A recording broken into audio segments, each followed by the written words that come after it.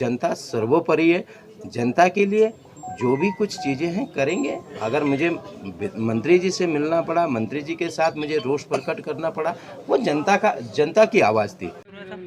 जनता का हवाला देकर विधायक ने मंत्री के खिलाफ जो मोर्चा खोला है वो अभी भी पूरी तरीके से बंद नहीं हुआ है। पुरोला के विधायक दुर्गेश्वर लाल सुबोध उनियाल के घर के बाहर धरने पर बैठ गए थे। पूरे मामले ने तूल पकड़ा तो डैमेज कंट्रोल के लिए महेंद्र भट्ट ने विधायक को बुलाया, बातचीत की। बातचीत के बाद समाधान की बातें जरूर हो रही हैं, लेकिन अभी भी सियासी जंग बीजेपी में जारी रहेगी, इसके संकेत भी मिले हैं, क्योंकि दुर्गेश्वर लाल ने बहुत सारी बातें कही हैं और बहुत सारी बातें अभी नहीं बताई हैं। मैं एक बात कहना चाहता हूँ भाई, हमारी घर की बात है, घर में झगड़ा होता है, माँ बाप का भी झगड़ा होता है, परिवार में कुछ भी चीज़ें।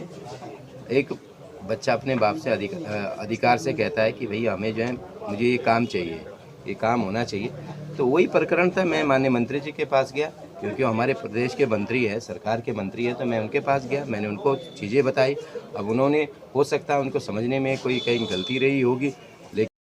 वन मंत्री सुबोध उनियाल की समझ पर विधायक दुर्गेश्वर लाल ने सीधे सवाल उठाए हैं। बीजेपी के विधायक कहते हैं कि मंत्री को जो बातें उन्होंने कही वो मंत्री समझ ही नहीं पाए। अब ऐसे मंत्री जब हैं जो कि चुने हुए जनप्रतिनिधियों की बातें ही नहीं समझ पाते, तो वो जनता की बातें क्या समझ पाएंगे। और इसी समझ के खेल में बीजेपी उलझी हुई है, इसी समझ के खेल में बीजेपी के भीतर उथल पुथल है, इसी समझ के खेल में सियासत डामाडोल है, इसी समझ के खेल में आगे की राजनीति हो रही है, और इसी समझ के खेल में हराने के लिए दुर्गेश्वर लाल तैयार हैं। चर्चा हुई कई सारी चीज़ों पे, लेकिन वो बात नहीं बनी। तो उसके बाद जो है कोई थोड़ा विषय ऐसा रहा था जिस चीज़ के लिए मैं भी खेद प्रकट करता हूँ, और मंत्री जी ने भी खेद प्रकट किया कि भाई ये चीज़ें जो है गर्मा गर्मी में चीज़ें हो गई।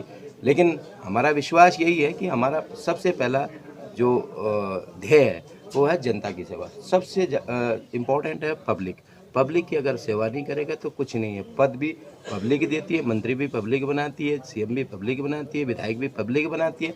तो जनता सर्वोपरि है। जनता के लिए जो भी कुछ चीज़ें हैं करेंगे। अगर मुझे मंत्री जी से मिलना पड़ा, मंत्री जी के साथ मुझे रोष प्रकट करना पड़ा, वो जनता की आवाज़ थी। क्योंकि जनता परेशान है, तो जनता के लिए तो काम करना है। देखिए, हम अधिकारी हो, चाहे नेता हो, चाहे समाज सेवी हो, वो हम सब का एक ध्येय है कि जनता की सेवा होनी चाहिए।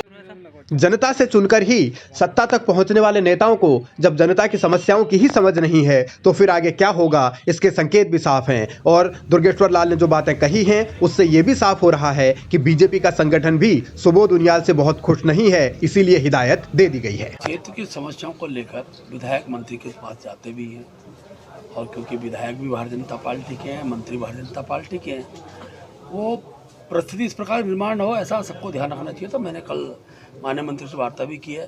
भाई कई हर समय एक जैसा माहौल नहीं होता है, गुस्से की भी सीमा होती है, गुस्से की भी मर्यादा होती है। इसलिए मैंने कल मंत्री से भी आग्रह किया। सब माननीय विधायक जी आज मुझे मिलने भी कल हमारी बातचीत कल हुई थी। अनुशासन के दायरे में हम सबको रहना है। कई बार एक परिवार है, परिवार के अंदर बहुत से विषय पर तार्किक बहस भी होती है, लेकिन उसकी एक सीमा, एक मर्यादा, उस पर सबको रहना। ये मैंने मंत्री से कहा। आज हमारी बातचीत हुई, इनकी अपनी जो मांग है उस मांग पर मैं कल आपका मुख्यमंत्री से आपकी मिलना हुआ, बातचीत हुई है, जिससे उनका समाधान के रास्ते बनेंगे।